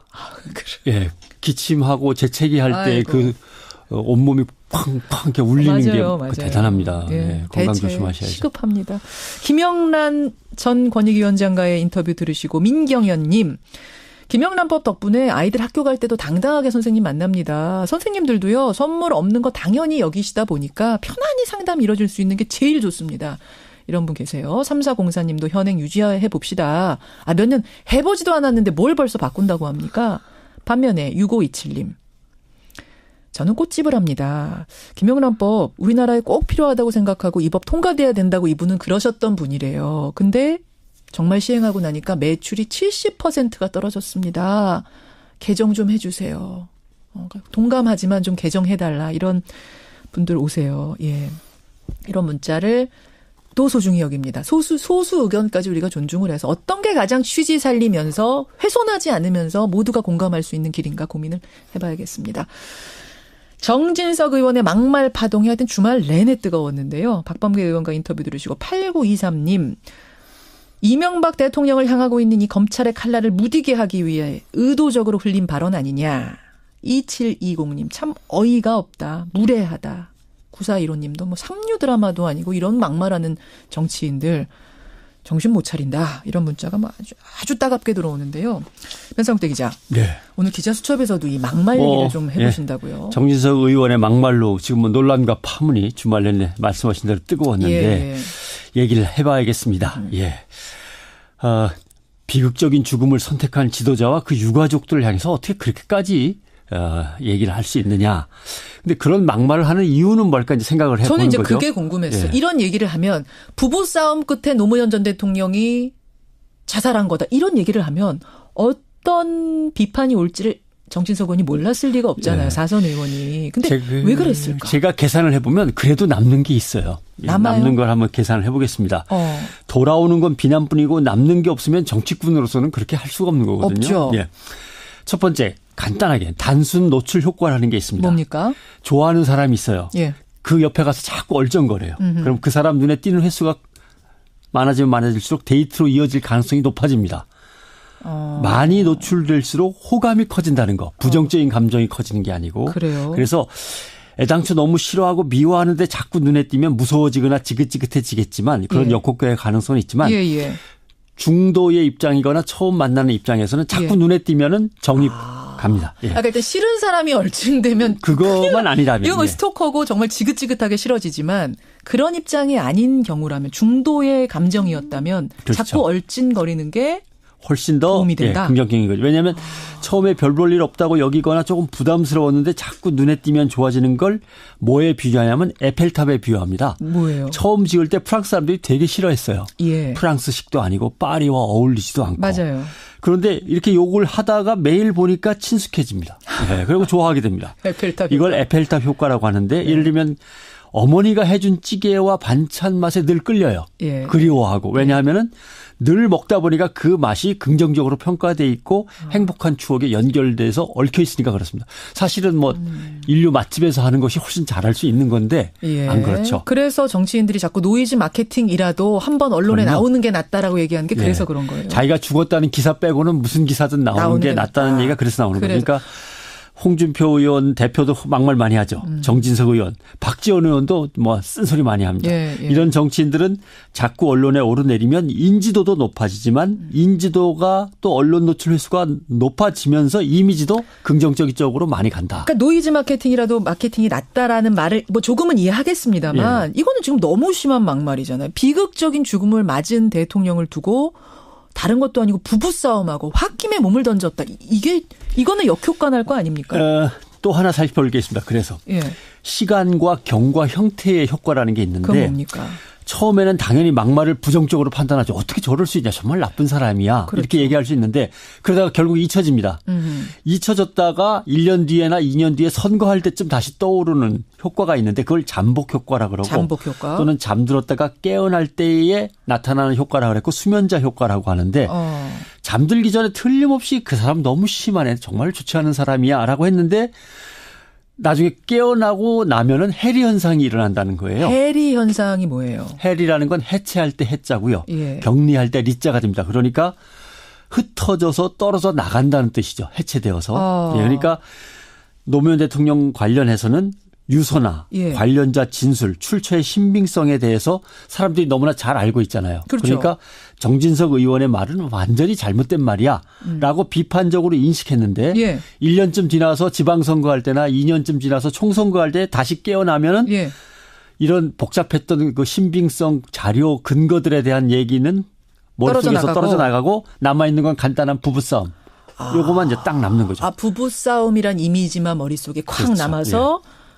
부부싸움하고 그때 그렇게 됐었지라고 희미한 속에서 그것만 그렇죠. 기억난다는 거예요. 더군다나 늘 시사 문제를 이렇게 접하는 사람들은 그렇게 해서 생각하지만 그냥 아주 평범한 시민들이나 나이 드신 분들은 그 부부싸움 그 사람 말이지. 그래요. 그 부부싸움 와서 그렇게 된 거라면서 하면서 뒤에서 그냥 이렇게 정확하지 않은 뉴스들이 돌 수 있다는 거죠. 그렇죠. 해리 현상은 잠 자고 나서 다시 일어날 때는 논리적인 근거나 철저한 분석 이렇게 복잡한 것들은 다 떨어져 나가고 아주 간단한 메시지만 남는다는 거죠. 그러니까 출처와 기억은 좀 부실해요. 왜냐하면 김현정 앵커도 그렇잖아요. 지금 아는 게 여러 가지 있는데 내가 이걸 어디서 배웠더라? 누구한테 들어서 알게 됐더라? 이건 다 지금 없죠. 그럼요. 그러니까 근거는 없어지고 아는 사실, 이미지 또는 메시지만 딱 남는다. 그러니까 부부싸움과 자살 두 가지만 남게 되는 거죠. 레이건 미국 대통령의 참모였던 피터 틸리라는 사람이 유명한 고백을 한 게 있습니다. 뭡니까? 대통령 선거 전 때 이제 TV 토론 들어가면 막 상대방 후보를 막 헐뜯고 깎아내리잖아요. 예. 그렇게 막 근거 없이 남을 갖다 욕해도 되는 거냐라고 물었더니 뭐라고 대답을 했냐면 생각해봐라. 시청자가 8천만 명이다. 8천만 명 앞에서 그게 거짓말이든 험한 말이든 막 질러대고 흑색선전을 해서 상대방 후보를 깎아내렸다. 일단 막 질러서 깎아내렸다. 예. 다음 날이나 다음 날 기자들이 그걸 갖다가 다 사실 확인을 해서 그때 그 말은 너무했다. 그때 그 말은 근거가 없는 말이다. 이건 팩트다 아니다 분석을 막 해주죠. 기자들이. 발표하고 기사를 써서 냅니다. 그럼 사람들이 읽어보죠. 그때 몇 명이나 꼼꼼히 읽겠느냐. TV 토론을 본 건 8천만 명인데 나중에 기자가 이건 팩트가 없는 겁니다. 틀립니다라고 기사 썼을 때 몇 명이 읽을 것 같으냐. 몇 명이나 그 기사를 읽겠느냐. 800만 아니다. 80만 아니다. 아마 8만쯤일 거다라고 하는 거죠. 그래요. 장사에서 이렇게 남는 게 많은 거죠. 그러니까 그 장사에 대한 유혹을 떨칠 수 없으니까 막말이 던져지고 흑색선전이 마구 나오는 거죠. 예를 들면 국민의당 증거조작 사건 있을 때 최고위원 이 씨의 말도 그거랑 비슷해요. 일단 증거 조작해서 질러대도 된다. 대선 끝나면 관심거리도 아니고 결국 피차간의 흐지부지 고소 고발로 취하로 끝나는 거다. 그러니 질러대자라고 하는 것들입니다. 그래서 남는 장사다. 그러니까 일단 지르고 보는 거다. 자꾸 반복이 된다. 이렇게 보시면 되겠습니다. 그러면 그 뭐 수면자 효과, 엘페탑 효과 이런 거는 약점은 없어요? 약점은 있습니다. 첫째는 아, 이런 걸 노리고 나와서 지금 저 말을 하는구나라고 듣는 사람이 다 알면 그게 최고의 약점이 있는 거죠. 아, 알면. 네, 미리 알고 들으면 약점이 됩니다. 야, 저 사람 저 질러대가지고 저 노이즈 마케팅 하려는 거구나라고 아는 순간 효과는 떨어진다. 부부싸움 얘기가 나왔는데 가만히 있어. 부부싸움을 했을 수도 있겠나? 이렇게 생각하는 거와 아이고 또 저렇게 해갖고서 뭔가 하나 건져보려고 장사하는군. 이렇게 생각하면 기억 속에 이미 덜 들어가는 거죠. 그러네요. 그 얘기가. 그래서 그러네요.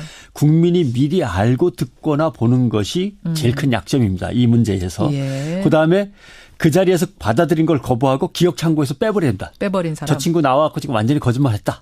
이렇게 딱 마무리를 짓고 넘어가면은 기억에 덜 남습니다. 이건 중요한 게 그 순간에 그냥 빼버려야 돼요. 빼버려야 된다고. 기억 창고에 넣으시면 안 돼요. 네. 또 직접 만약 댓글을 올려서 야 거짓말하지 마라. 자기가 항의를 했다든가 반대의 기억을 강하게 머릿속에 남기는 것. 그러니까 예를 들면 항의 메일도 보낸다든가 항의 편지를 쓴다든가 항의 댓글을 남긴다든가 이런 것들. 그리고 모든 뉴스에서 출처와 근거에 좀 더 관심을 갖는 습관을 들이시는 게 건강에 좋으십니다. 그래요. 자, 정치인들이 막말을 하는 이유. 저 이것만 기억날 것 같아요. 내일 자고 일어나면 남는 장사. 남는 장사. 야, 그렇죠. 국민들 건강도 좀 정신 건강도 생각해 주세요, 정치인들. 수고하셨습니다. 고맙습니다. 예, 미국의 트럼프 대통령이 8개국 국민에 대한 입국 제한 행정명령을 내렸다라는 속보가 들어와 있습니다. 여기에는 북한이 들어가 있습니다. 그동안 북한은 입국 제한 대상이 아니었는데 북한이 새롭게 입국 제한 대상에 들어갔다는 속보 전하면서 저는 인사드리죠. 내일 아침 7시 반에 뵙겠습니다. 고맙습니다.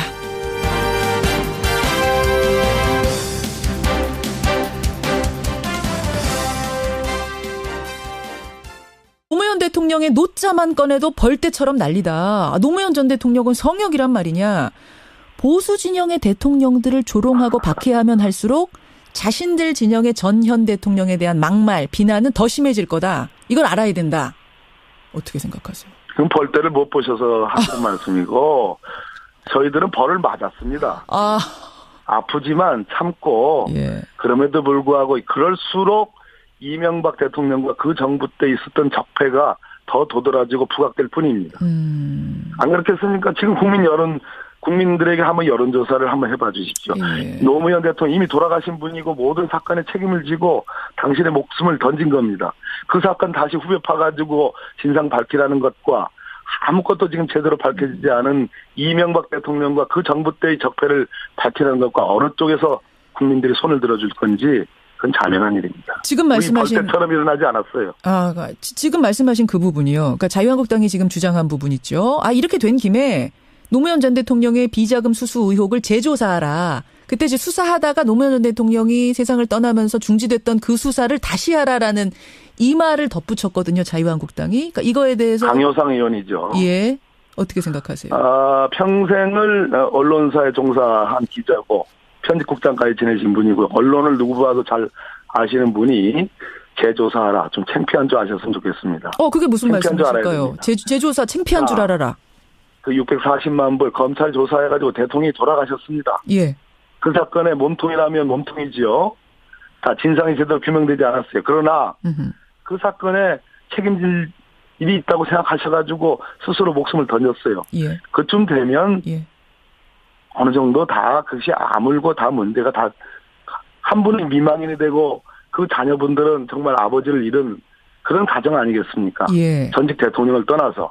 더군다나 그 640만 불 중에 지금 검찰이 밝힌 것만 봐도 대부분은 다 조카 사이 투자금으로 들어갔다고 하는 그런 내용들입니다. 뭘 밝힙니까? 참 창피한 줄 아셨으면 좋겠습니다. 창피한 줄 알아라. 지금 이제 정진석 의원이 SNS 상으로는 이렇게 해명 글을 올렸습니다만 다른 방식으로 정식 사과를 해야 한다고 보세요? 혹은 하면 또 받아주실 건지 이것들도 궁금하네요. 이게 사과의 문제가 아니고요. 정진석 의원이 그렇게 얘기하실수록 이것은 결국 MB 정부의 적폐를 가리기 위한 꼼수로밖에 보이지 않는다는 거죠. 저희들은 그 발언은 발언대로 그냥 법적 대응과 유족께서 지금 오늘 중에 고발할 예정입니다. 고소할 예정이라고 저는 알고 있습니다. 그건 그대로 법적 책임을 물으면 되는 거고요. 문제는 가리고 싶어하는 그 MB 정부의 적폐는 제대로 법적인 절차에 따라서 정상적인 절차에 따라서 저는 규명하고 책임을 물을 것은 묻는 거. 저희들은 그렇게 가야 된다고 생각합니다. 사과해도 안 받아주신다는 말씀이시죠? 이건 법적으로 가야 아니, 사과의 문제가 아니라 본인들 잘못을 가리기 위해서 이것은 말 그대로 성동작서 아니겠습니까? 알겠습니다. 이게 뭐 상황이 참 녹록치 않아 보이네요. 아니요, 하나도 안 녹록해요. 그냥 결대로 절차대로 가면 됩니다. 알겠습니다. 법적 대응으로 가겠다. 말에 책임지시라. 이런 말로 정리가 될 것 같습니다. 박범계 의원님 여기까지 말씀 듣겠습니다. 네, 감사합니다. 더불어민주당 박범계 의원이었습니다.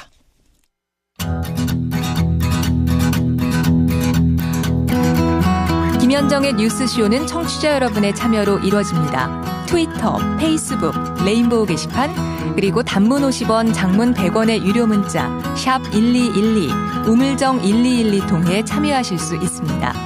김현정의 뉴스쇼, 여러분과 함께 만듭니다. 김성환의 행간 시사평론가 김성환 씨 나오셨습니다. 어서 오십시오. 네, 안녕하세요. 토요일에 지진 났잖아요, 북한에서. 네. 그때 뭐 하셨어요? 그때 집에 있다가 갑자기 지진 났다 그래가지고 깜짝 놀랐어요. 깜짝 놀랐어요. 더군다나 풍계리 인근에서 뭐 났다 그래가지고 그러니까요. 이거 또 핵실험하는 거 아닌가 걱정이 됐었어요. 저도 운전하고 있었거든요. 네. 근데 뭔가 핸드폰에서 속보가 떠서 네. 아이고 이거 또 방송국 달려가야 되는 건가. 무슨 일인가 했는데 자연지진이었다. 네, 맞습니다. 자연지진 3.0은 맞습니다만 이게 그냥 예사로운 자연지진은 아니랍니다. 네. 그래서요, 저희가 2부에 이 관련된 내용을 좀 준비하고 있습니다. 김현정의 뉴스 쇼.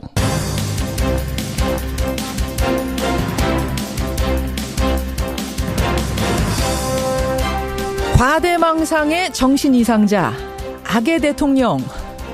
애청자 여러분 좀 놀라셨죠? 지난 주말 북한의 리용호 외무상이 트럼프 대통령을 향해서 그것도 유엔 총회장에서 공개적으로 던진 이 말이 그동안 잠잠해지는 듯했던 설전에 다시 기름을 부었습니다. 트럼프 대통령은 김정은 위원장을 향해서 이제 로켓맨도 아니고 리틀 로켓맨, 꼬마라고 지칭하기 시작했습니다. 말의 전쟁이 그저 말만으로 그쳐야 할 텐데 참 아슬아슬합니다. 말폭탄은요, 우리 정치권에서도 터졌습니다.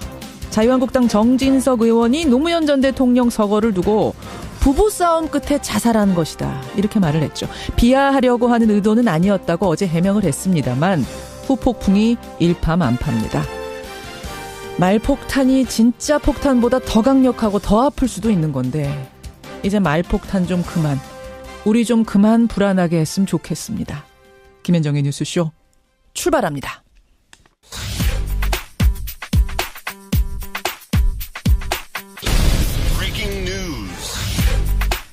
김현정의 뉴스쇼가 주목한 오늘의 포인트, 김정훈 기자 나와 있습니다. 어서 오세요, 김 기자. 네네. 월요일 아침입니다. 첫 포인트 뭐부터 볼까요? 네, 김광석 사건 수사에 돌입을 했습니다. 예, 가수 고 김광석 씨의 죽음, 또 그 딸의 죽음에 얽힌 의혹들, 수사가 이번 주에 본격화가 되는 거예요? 그렇습니다. 주말 동안 이번 사건에 대한 수사 주체가 결정이 됐고요. 이제 본격적인 수사가 이루어질 전망입니다. 예. 김광석의 아내 서혜순 씨에 대한 고발로 시작된 이번 수사죠. 예. 서울경찰청 광역수사대가 맡았습니다. 근데 어느 한 경찰서 수사팀이 아니라 광역수사대가 맡았다는 거는 이참에 모든 의혹을 가리겠다는 경찰의 의지를 내보이는 것이기도 하죠. 대규모 인력이 투입된다는 의미인 거죠? 그렇습니다. 예. 집중적으로 본격적으로 수사를 해보겠다는 것이죠. 핵심은 자살한 것으로 알려진 김광석의 타살 의혹, 그리고 그가 남긴 곡들의 저작권 소송 문제입니다. 예. 미국에 있는 것으로 알려졌던 김광석의 딸이 10년 전에 숨진 것으로 드러나면서 의혹은 일파만파되기도 했고요. 이에 대해서 서혜순 씨는 당당히 조사받겠다. 예. 또 살인자 취급을 받았으니 법적 대응을 하겠다. 이렇게 밝히기도 한 상태네요. 그리고 이상호 기자, 안민석 의원 등을 인권위에 제소하겠다. 이런 입장도 주말 사이에 밝힌 상태인데 서혜순 씨는 지금 출국 금지된 상태죠? 네. 그런 조치가 내려진 상태입니다. 예, 이번 주에 수사가 본격화되면 아마 유족부터, 김광석 씨 유족부터 차례로 이렇게 소환이 될 것 같습니다. 조사가 될 것 같습니다. 저희도 계속 전해드리도록 하죠. 다음 포인트 갑니다. 네, 김명수 호의 출범 사법개혁의 시작입니다. 우여곡절 끝에 국회 인준받은 김명수 대법원장, 오늘 0시를 기해서 임기가 시작이 됐어요. 그렇습니다. 오늘 0시부터 임기가 시작이 됐고요. 근데 김명수 대법원장의 취임은 단순히 사법부 수장의 교체만을 의미하는 건 아닙니다. 앞으로 재임 동안 대법관 13명의 임명을 지청하고요. 헌법재판소 재판관 3명을 지명하게 되거든요. 당장 내년 1월 1일 물러나는 김용덕, 박보영 대법관의 후임자 인선 작업을 곧 시작을 해야 됩니다. 그렇죠. 대법관의 지형 변화가 예상이 되는데 이는 각종 판결에도 영향을 미칠 수 있는 사안 아닙니까? 그렇죠. 그동안 보수적인 색채가 짙었다는 대법원에 대한 평가가 어떻게 바뀔지 주목이 됩니다. 법원에 부는 변화의 바람, 이걸 좀 지켜보죠. 다음 포인트 갑니다. 네, NLL 넘은 무력 시위, 방아쇠에 얹힌 손가락입니다. 그러니까 미국의 전략 폭격기 B-1B가 북한의 턱밑까지, 그러니까 이북 깊숙이까지 진입을 한 거예요? 네, 그렇습니다. 공해상에서 일어나긴 했지만요. 한국 전쟁 이후 처음 있는 일이에요. 이렇게 깊이 들어간 게. 맞습니다. 죽음의 백조라고 불리죠. B-1B 랜서 폭격기가 한반도 북방 한계선 NLL을 넘어서 북한 쪽 공해에서 무력 시위를 벌인 겁니다. 그렇죠. 어제 새벽에 있었던 일이고요.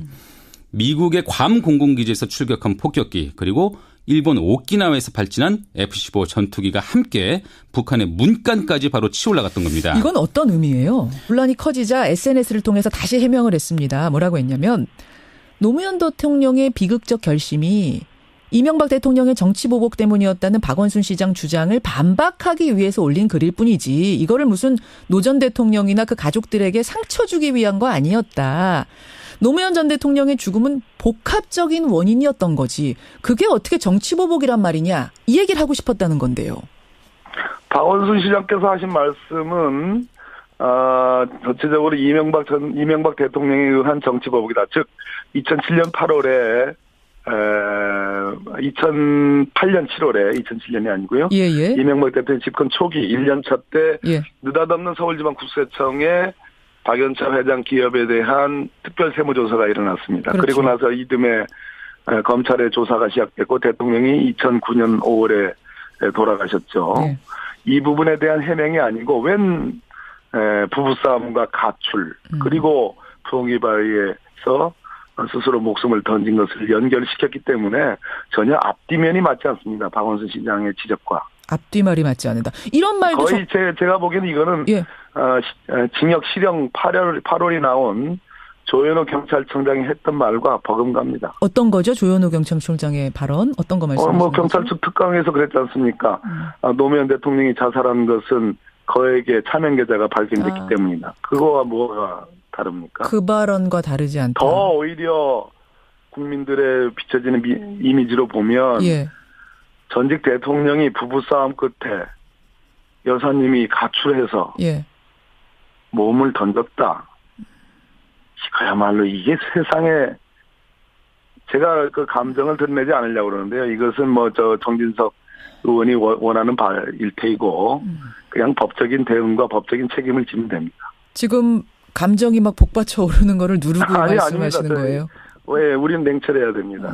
이것은 감정을 끄집어내가지고 결국은 정쟁으로 가려고 하는 거니까. 그렇게 생각하시는 거군요.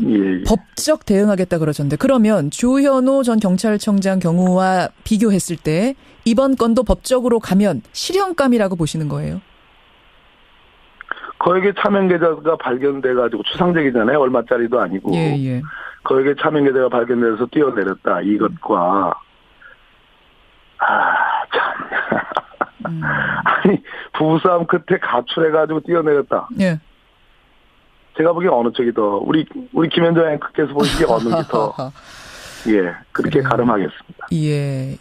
더 하면 더 했지 덜하지 않는다. 그때 실형 나왔던 거 그거 정진석 의원 기억하시라 지금 그 말씀이신 건데 근데 정진석 의원이 어제 SNS에 이런 말도 덧붙였어요. 노무현 대통령 죽음을 애통해하시는 분들 애통하면 할수록 전직 대통령에 대한 수사나 사법 처리를 좀 신중하게 하십시오. 지금 이명박 전 대통령, 박근혜 대통령에 대한 지금 적폐청산 작업 일어나는 거 아마 이걸 두고 하신 말씀 같아요. 정진석 의원이. 여론머리식 적폐청산이 나라에 무슨 보탬이 됩니까? 어제 이렇게 SNS에 글을 남기셨거든요. 뭐라고 답하시겠어요? 앞뒤가 안 맞는 말씀이고요. 노무현 대통령 애통해하죠. 우리 국민 여러분들이 지지자분들이. 그러나 이미 많은 시간이 흘렀고 정말 국정농단을 딛고 문재인 정부가 참기 민주정부가 출범했습니다. 많은 분들이 잊고 이제는 즐겁게 추모를 하고 그러고 있습니다. 문화지도 하고요. 이것을 느닷없이 상체기를 파고드는 사람이 다름 아니고 저희들 지지자가 아니고 지금 적대적 관계에 있는 경쟁력 관계에 있는 지금 정진석 의원이나 그 당 사람들 아니겠습니까? 그 당의 대변인이 세상에 할 소리예요. 그런 얘기를 지금 하고 계시는데 더더군다나 지금 벌어지는 이명박 정부 때의 적폐청산은 예. 그렇게 느닷없는 특별세무조사와 같이 아무 징후도 없는 상태에서 정치보복대 차원에서 한 게 아니라 말 그대로 국민 여론이 지난 박근혜 정부 때 이미 제기가 됐던 문제고 충분하게 수사가 되지 않았고 예. 기관이 정상화하는 과정에서 개혁을 하는 과정에서 자연스럽게 지금 불거지고 지금 그런 문제거든요. 알겠습니다. 그러니까 그것은 정치보복이 아니에요. 결이 다르다 이런 말씀. 다릅니다. 장제원 의원, 자유한국당 장제원 의원도 입장을 내놨어요. 뭐냐면 백두산에도 좀 영향을 줄 수 있고 단순한 문제는 아닌 것 같아서요. 그건 여러분 잠시 후에 좀 듣도록 하시고요. 행간에서는 주말 사이에 지진도 나고 한반도 정세가 숨가쁘게 돌아갔는데 그 이야기 맞습니다. 좀 짚어주셔야 될 것 같아요. 그 말씀 다 드리려고 했었는데요. 예. 지난 주말에 한반도 정세가 정말 불안했습니다. 예. 앞서 지진 말씀도 해주셨죠. 그리고 트럼프와 김정은이 서로를 향해서 말폭탄을 막 쏟아내서 예. 전 세계 정세를 흔들어놨죠. 예. 미국은 보란 듯이 죽음의 백조라고 불리는 비한비 전략 폭격기를 출격시켜서 북한을 압박했습니다. 예. 주말 지진과 말폭탄. 군사 행동으로 초긴장 상태였던 한반도. 이 뉴스 행간을 좀 살펴볼까 합니다. 그러니까 B1B 죽음의 백조 폭격기가 NLL을 넘어서 물론 공해상이긴 합니다만 네. 이렇게 깊숙이까지 들어갔다 나온 거는 여러분 정전협정 이후 처음입니다. 네, 맞습니다. 예. 그래서 더 상황이 심각하다 이런 얘기가 나오는 건데요. 또 심각한 점이 있습니다. 미국의 독자적인 군사 행동이었다는 점인데요. 물론 우리와 상의를 했다. 알렸다고 사전에 알렸다고는 하는데 행동 자체는 독자적인 겁니다. 왜냐하면 그동안에 비연비가 출격했을 때는 우리나라 공군 전투기가 호위를 하면서 같이 움직였거든요. 그런데 그렇죠. 이번에는 아니었습니다. 이번에는 미군 전투기가 직접 호위해서 자기들이 군사 행동을 했다고 하는 점이 그렇죠. 굉장히 주목될 수밖에 없는데요. 예. 또 이 시각에 북한 리용호 외무상이 유엔 총회장에서 연설을 하고 있었거든요. 예. 그때 연설을 하면서 뭐라고 했습니까? 군사적 공격 기미가 보일 때는 가차없는 선제 행동을 하겠다고 경고를 했거든요. 문재인 대통령은 청와대에서 긴급 국가안전보장회의 전체회의를 열었는데요. 예. 이것도 주목될 수밖에 없는 게 북한의 구체적인 도발 행동이 없는 상황에서 NSC 전체회의가 열린 건 이게 처음 있는 일입니다. 그래요? 네. 그러니까 상황을 이만큼 엄중하게 바라봤다고 하는 방증이라고 할 수 있는데요. 이렇게 지난 주말은 한반도 정세가 긴장이 최고조에 달했던 시기였다 이렇게 볼 수 있습니다. 주말에 날씨 얼마나 좋았어요. 다들 나들이 나가서 평화롭게 즐기고 있을 그 무렵에 이런 일들이 다 벌어지고 있었던 거예요. 동시다발적으로 터졌군요. 네. 예, 한반도 주말에 초긴장 상태였습니다. 이 뉴스의 행간 이면 들어가 보죠. 첫 번째 행간은 말이 아닌 행동에 돌입했다입니다. 그렇게 보세요. 네. 그동안 미국과 북한 서로를 향해서 많은 비난을 주고받았잖아요. 예. 군사 행동도 많이 했습니다. 했죠. 하지만 그건 링 주변을 빙빙 돌면서 서로를 향해서 비난하거나 말폭탄을 쏟아내는 수준이었는데요. 근데 요 며칠 사이에 벌어진 일은 그런 차원을 뛰어넘는 수준이었다는 겁니다. 그러니까 트럼프 대통령이 김정은 위원장을 향해서 로켓맨이라고 하고 이제 그냥 로켓맨도 아니고 리틀 로켓맨, 꼬맹이 아주 비아냥거리는 그렇죠. 말투를 이제 트위터에 이제 글을 올리면서 그렇게 했는데요.